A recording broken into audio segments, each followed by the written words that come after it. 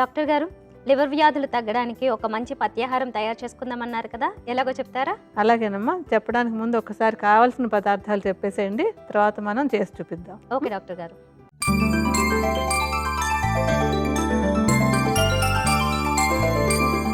Liver వ్యాధుల్ని తగ్గించే పథ్యాహారానికి అవసరమైన పదార్థాలు: నెయ్యి, పాలు, పసుపు, త్రిఫల చూర్ణం, వేప, బలాచూర్ణం, నీరు. పథ్యాహారానికి కావలసిన పదార్థాలు చూసాం కదా, ఇక తయారీ విధానం డాక్టర్ గారిని అడిగి తెలుసుకుందాం. డాక్టర్ గారు, మరి తయారీ విధానం ఎలాగో చెప్తారా? అలాగేనమ్మా, ముందుగా స్టవ్ వెలిగించి బాండీ పెట్టుకుందాం. ఓకే. ఇదేంటంటే ఆయుర్వేదంలో చెప్పేటప్పుడు ఘృతపాక విధానం అంటాం. అంటే ఒక నెయ్యి లాంటి ఔషధాన్ని తయారు చేస్తాం అనమాట. ఇది తయారు చేయడానికి మనకి ముందు ఒక 400 మిల్లీలీటర్ల నీరుని ఇందులో పోద్దాం మనం. 400 మిల్లీలీటర్లు. ఓకే.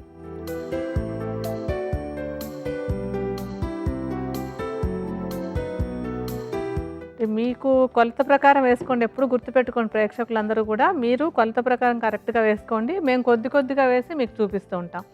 400 మిల్లీలీటర్ల నీరు, దాంతోపాటుగా 400 మిల్లీలీటర్ల మంచి చిక్కటి పాలు పోసుకోవాలి.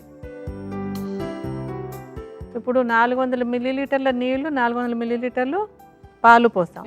దానిలో ఏంటంటే 4వ వంతు అంటే ఒక 100 గ్రాములు నేతిని ఇందులో వేసుకోవాలి.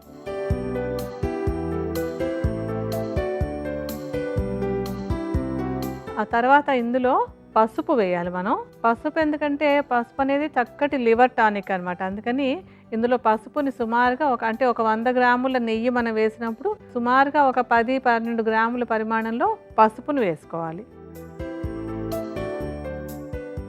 ఆ తర్వాత వేప కూడా లివర్కి చాలా మంచి టానిక్ అనమాట. చేదుగా ఉండేవన్నీ కూడా లివర్ని శుద్ధి చేసి లివర్లో ఉండేటువంటి అనారోగ్యాలు తగ్గించడానికి ఉపయోగపడతాయి. వేపాకుల్ని ఎండబెట్టి చేసినటువంటి చూర్ణాన్ని ఒక 10 గ్రాముల పరిమాణంలో వేసుకోవాలి.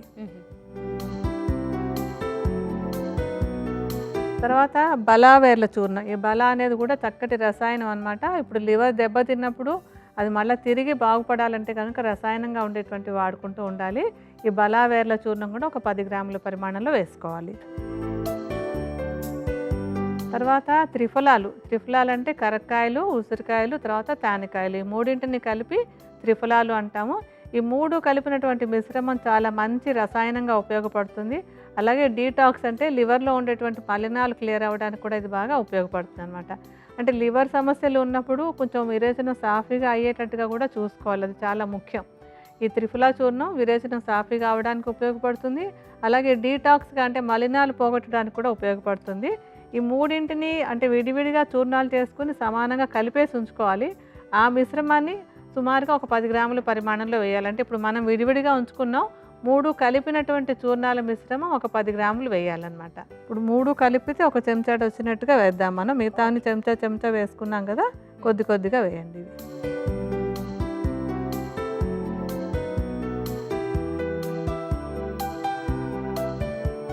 బాగా కలిపి సన్నటి మంట మీద దీన్ని మనం ఉడకనివ్వాలన్నమాట. అంటే ఈ మిశ్రమం ఎంతసేపు ఉడకాలంటే ఇందులో ఉండేటువంటి నీటి శాతం అంతా ఎగిరిపోయి ఒట్టిగా నెయ్యి, ఆ పాలల్లో ఉండేటువంటి సాలిడ్స్ ఉంటాయి కదా, అది మాత్రం మిగిలాలన్నమాట. అంటే తడంతా ఆరిపోవాలి, నీరంతా పోయేలాగా సన్నటి మంట మీద చాలా ఎక్కువసేపు ఓర్పుగా కాచుకోవాలి దీన్ని. చూస్తారు కదా, మొత్తం నీరు అంతా ఎగిరిపోయి చిక్కబడిపోయింది ఇదంతాను. అంటే ఇప్పుడు నెయ్యి భాగము అలాగే పాలల్లో ఉండేటువంటి సాలిడ్స్ పార్ట్ మాత్రం ఉండిపోయింది. దీన్ని ఇప్పుడు మనం స్టవ్ ఆపేసుకుని చల్లారిన తర్వాత దాన్ని వడపోసేసుకుని ఒక గాజు సీసాలో పోసి పెట్టుకోవాలన్నమాట. అదే మనం తయారు చేసేటువంటి పథ్యాహారం. ఓకే. అయితే ఇప్పుడు పథ్యాహారం తయారైపోయింది. మరి దీన్ని ఎప్పుడు తీసుకోవాలంటారు? దీన్ని ఎలా తీసుకోవాలంటే పరగడుపుని తీసుకోవాలి. పొద్దున్నే పళ్ళుతో వేసుకున్న తర్వాత ఇంకా ఏమీ తినకుండా పరగడుపున అంటే కడుపులో ఏమీ లేనప్పుడు దీన్ని ఒక పెద్ద చెంచా పరిమాణంలో అంటే సుమారుగా మీ చేతిలో ఉంది కదా ఈ చెంచాడు పరిమాణంలో దాన్ని, ఇదేంటంటే పరగడుపునే తీసుకోవాలి. పొద్దున్నే ఒక కప్పు వేడి నీళ్లు తీసుకుని ఆ వేడి నీళ్ళల్లో ఇది ఒక చెంచాడు అంటే ఇప్పుడు మనం పెట్టుకున్నాం కదా చెంచా, సుమారుగా ఆ సైజులో ఒక పెద్ద చెంచాడు ఆ వేడి నీళ్ళలో కలిపేస్తే కరిగిపోతుంది. ఆ కరిగిపోయినటువంటి దాన్ని పరగడుపునే తీసుకోవాలన్నమాట. అంటే అలా తీసుకుంటున్నట్టయితే కనుక మనకి ఇది ఒక మంచి ఔషధం లాంటి పథ్యాహారమే కానీ మంచి ఔషధం లాంటిది అనమాట. ఇది లివర్ సమస్యలు ఉన్నటువంటి వాళ్ళకి డీజనరేషన్ తొందరగా అయిపోకుండా ఉండడానికి, ఒకవేళ కొంచెం మొదట్లో ఉన్నట్టయితే కనుక జబ్బు తగ్గిపోవడానికి కూడా ఒక ఔషధంలాగా ఉపయోగపడేటువంటి మంచి పత్యాహారం ఇది. ఓకే. ఇంకొక చిన్న సందేహం డాక్టర్ గారు, చెప్పమ్మా. ఇది ఎప్పటికప్పుడే తయారు చేసుకోవాలా? లేదు దీన్ని తయారు చేసుకుంటే కొన్ని నెలల పాటు ఉంటుంది. మనం నేతితో చేసాం కదా, ఓకే. హాయిగా 3 నెలల నుంచి 6 నెలల వరకు ఉంటుంది. మనం కొంచెం పరిమాణంలో చేసి చూపించాం, ఎందుకంటే దీనికి తయారు చేయడానికి చాలా సమయం పడుతుంది. అందుకని కానీ ఒకేసారి చక్కగా ఒక అరకిలో నెయ్యి పెట్టుకుని తయారు చేసి పెట్టుకుంటే హాయిగా మీకు ఒక నెల రోజుల పాటు వస్తుంది. అలా పెట్టి ఉంచుకోవచ్చు, దీన్ని ఎప్పటికప్పుడు చేయక్కర్లేదు.